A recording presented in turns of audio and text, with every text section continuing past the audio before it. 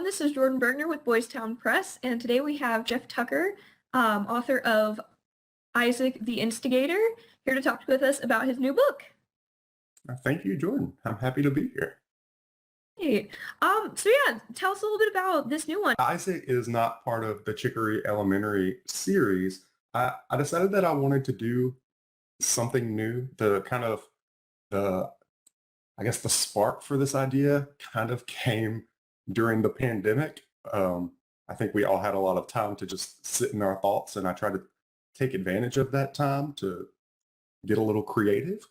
I've never written a book with animal protagonists before, and I don't know if I would call Isaac a protagonist. He's kind of an anti-hero, but I love him. He holds a special place in my heart. But when I wrote this, I was still working in an elementary school setting before I moved from Louisiana. So Isaac's behaviors in the book are pretty typical of what I witnessed and worked with in, it was a 3rd through 5th grade school, and some of the behaviors that took place. And what we found is that a lot of the conflicts that occurred between our students were puppeted almost. There was a puppeteer, a mastermind behind them, that it usually wasn't the two people who got into conflict that actually orchestrated the event, that there was someone behind the scenes pulling the strings trying to get these people to engage in some kind of conflict.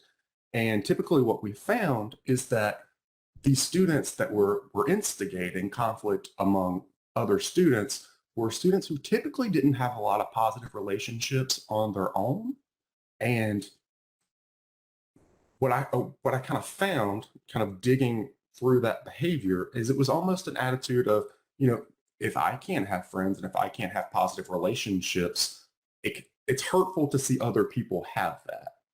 And so in this book, we have the main character of Isaac, and he is an alligator slash instigator. And Isaac he's kind of a loner. He doesn't have many friends, and he's a bit of a trickster once he discovers that he has a bit of a special ability of being able to mimic other animals in the swamp. And I guess the reasoning behind using an alligator and using a swamp as a setting is kind of the Louisiana culture that I come from.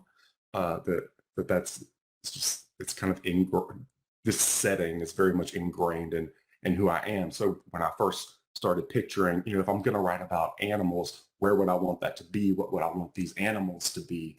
An alligator was the first thing that popped into my mind, and it just serendipitously, alligator instigator worked really well together. So Isaac uses his special ability of mimicking the other animals to stir up trouble, and eventually he tries to stir up trouble between two bears who are not quite so easily fooled. And through the bears, he learns a little lesson about friendship and using his own true voice instead of copying others. And that's kind of the gist of the book. It's something new for me, but I'm really proud of the way that it turned out. Yeah, it's such a fun story, and like you said, it's something that you see a lot in schools. That's an interesting topic that I don't think we see enough of in books. It's definitely a topic that I'd never seen written about before in this way.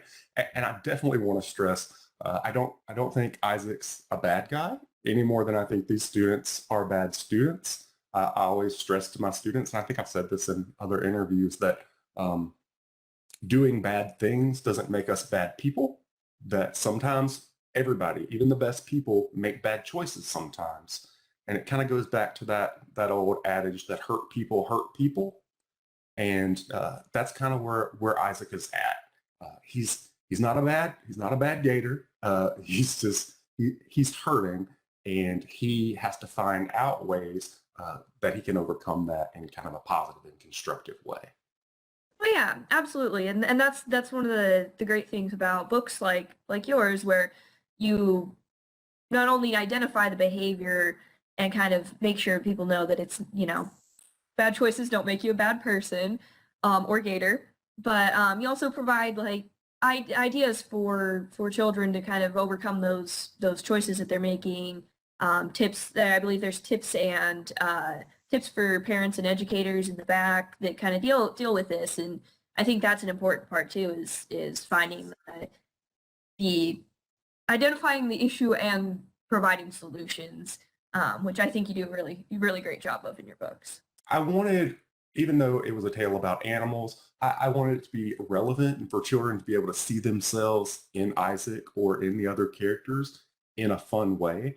And because I like my books to be applicable to students' real lives and to parents and educators and what they experience. That's why I do include tips for parents and educators in the back of the book.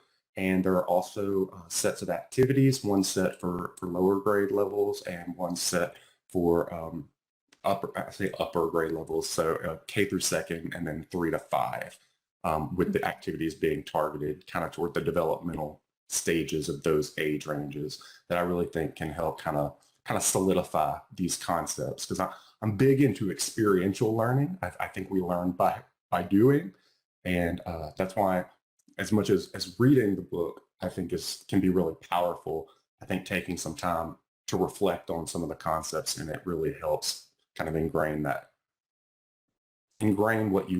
takeaways a little bit better.